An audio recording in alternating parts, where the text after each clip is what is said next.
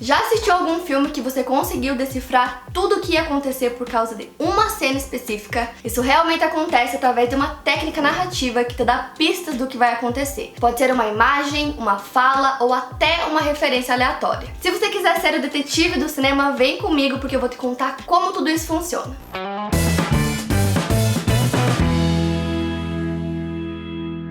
Oi, bonitas e bonitos, tudo bom com vocês? Eu sou a Jaqueline Guerreiro e olha eu aqui mais uma vez no canal Tá Explicado da Estácio. E no vídeo de hoje eu vou mostrar como cenas aleatórias te ajudam a prever o final de um filme. Tá, você pode estar se perguntando de onde é que eu tirei isso, mas a resposta é bem simples. Conseguir identificar o final de filmes através de cenas aleatórias vem de uma técnica narrativa chamada foreshadowing. E ela pode acontecer de vários jeitos diferentes, como uma frase, uma referência, na repetição de informações e de outros jeitos que eu vou te mostrar aqui. E eu vou focar em exemplos com filmes que foram lançados há vários anos para evitar spoilers muito grandes, tá? Mas eu deixo avisado aqui que eu vou contar alguns acontecimentos de alguns filmes importantes aqui, então pode ser que tenha um spoiler ou outro. Por exemplo, vamos começar com um filme de herói que usa esse recurso e pouca gente percebeu. Eu tô falando de um diálogo bem específico no filme Batman, o Cavaleiro das Trevas. Nesse filme a gente acompanha um pouco da vida do Harvey Dent, um promotor público que quer acabar com a máfia de Gotham, e ele recebe apoio do Bruce Wayne para salvar a cidade. Em certo momento do filme, quando eles estão juntos, o Harvey fala uma frase icônica que todo mundo que assistiu a trilogia do Christopher Nolan conhece, que é: ou você morre como herói, ou vive o suficiente para se tornar o vilão.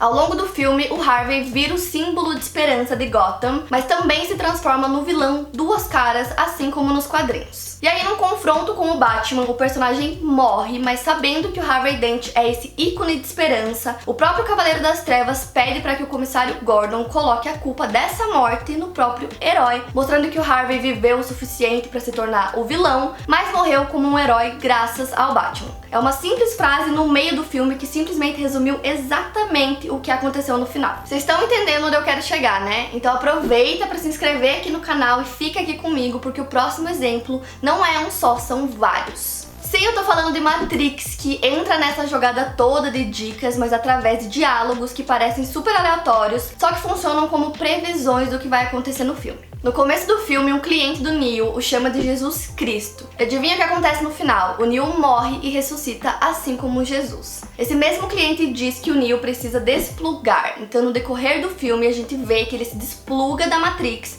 e vai parar no mundo real. Depois, em outra cena, o chefe do Neo diz que o protagonista acredita ser especial e que as regras não se aplicam a ele. E bom, no final do filme a gente vê que o personagem realmente é especial e as regras não se aplicam a ele na Matrix, já que o Neo consegue voar, desviar de balas e até parar os tiros dos agentes. E por último, a Oráculo diz que o Neo tem um dom, mas que ele tá esperando por alguma coisa. Essa coisa, nas palavras dela, seria a próxima vida dele. E é exatamente depois de voltar à vida no final que ele se mostra como o escolhido da profecia falada repetidamente ao longo do filme. Todas essas cenas podem parecer aleatórias ou que só cumprem um papel para construir o personagem principal, mas elas são dicas e pistas do que realmente vai acontecer no final. O Neo é especial e quebra várias regras. Ele tem um caráter salvador e o dom dele só funciona na sua próxima vida. Tudo que é falado no começo e no meio do filme acontece no final. E sabia que até em animações você consegue se preparar para o que vem no final? Como por exemplo, eu vou falar sobre Os Incríveis, aquela animação com a família Pera. Na animação de super-heróis da Pixar é estabelecido que um único detalhe na roupa dos personagens pode terminar em tragédia. Isso é apresentado num diálogo entre o Senhor Incrível e a Edna Moda, estilista dos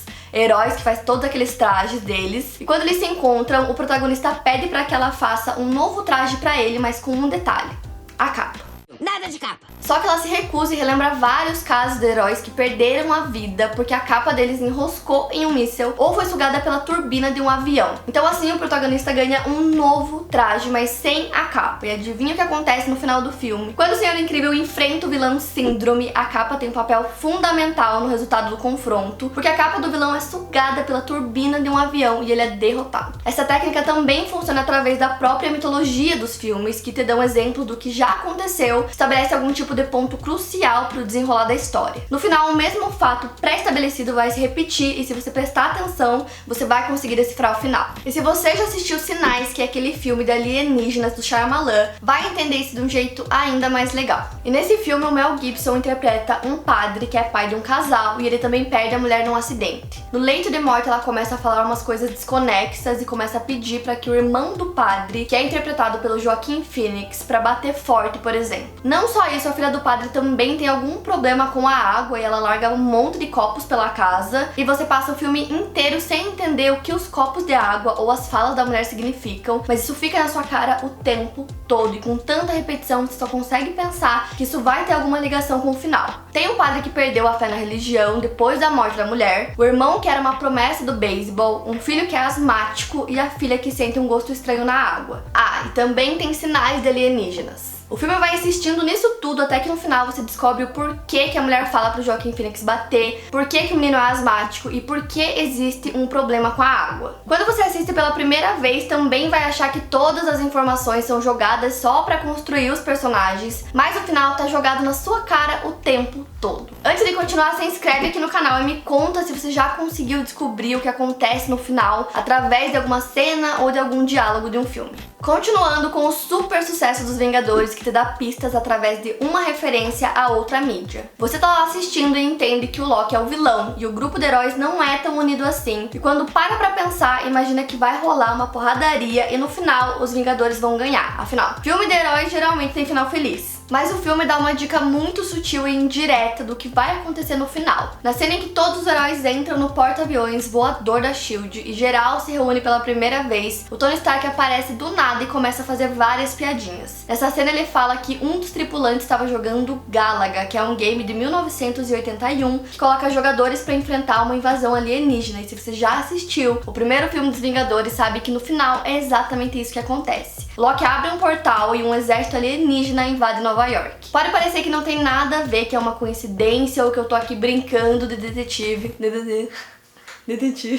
Ou que eu tô aqui brincando de detetive, mas é só um exemplo de como essa técnica funciona. Você pega uma cena super aleatória que parece que não vai fazer diferença nenhuma no decorrer do filme, mas ela usa uma referência de alguma coisa que já existe e literalmente entrega o que vai acontecer no final. Então começa a prestar atenção nessas referências, porque você vai ver que não existe informação gratuita nos filmes. No final, tudo vai fazer sentido. Aliás, já que o assunto é Marvel, se liga em Vingadores, a Era de Ultron. No começo do filme, a feiticeira Escarlate usa um feitiço no Tony Stark e ele vê os Vingadores mortos e o escudo do Capitão América, que supostamente era indestrutível, aparece partido ao meio. E o que acontece em Vingadores Guerra Infinita e Vingadores Ultimato, você já imagina, né? Essa técnica narrativa funciona não só em um filme específico, mas também abre um caminho para uma franquia inteira. E nesse caso, o universo cinematográfico da Marvel. Star Wars também faz isso, mas através de imagens. Então pega o 5º episódio da franquia como exemplo. Em O Império Contra-Ataca, o Luke vai treinar com o Yoda e tem que passar por um desafio numa caverna, onde ele enfrenta um tipo de projeção do Darth Vader. Quando o protagonista derrota o vilão, o capacete revela que era o próprio Luke vestindo o traje do Vader, sugerindo que existe uma ligação entre os dois. Aí você para e pensa, bom, um é o herói e o outro é o vilão, ou até que o Luke pode ser o próximo Jedi e cair pro lado negro da força. Aqui a imagem do herói como vilão faz você pensar nessa ligação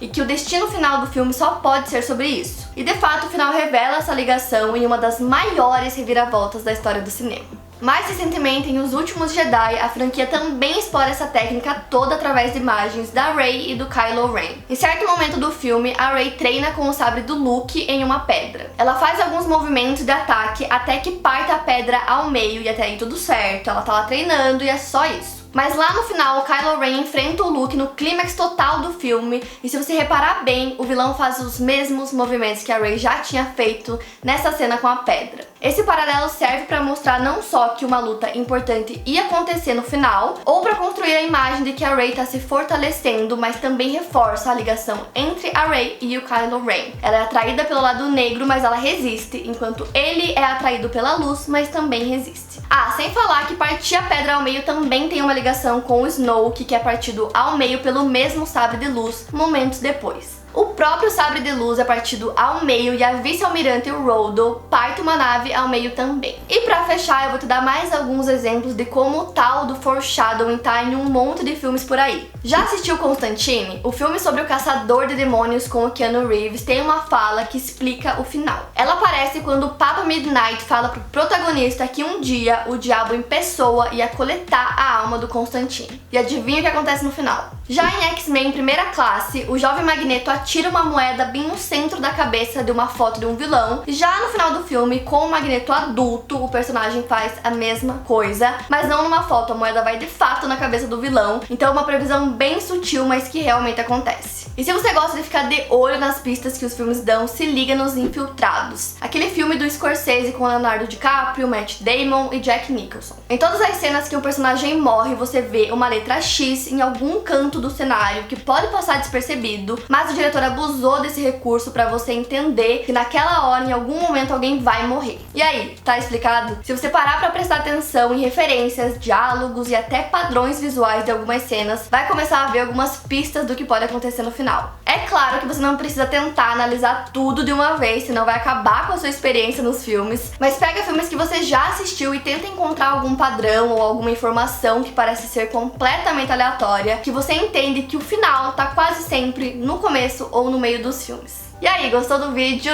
Se você gostou, não esquece de deixar o like aqui embaixo, se inscreve no canal pra não perder nenhum vídeo. E é isso. Um beijo!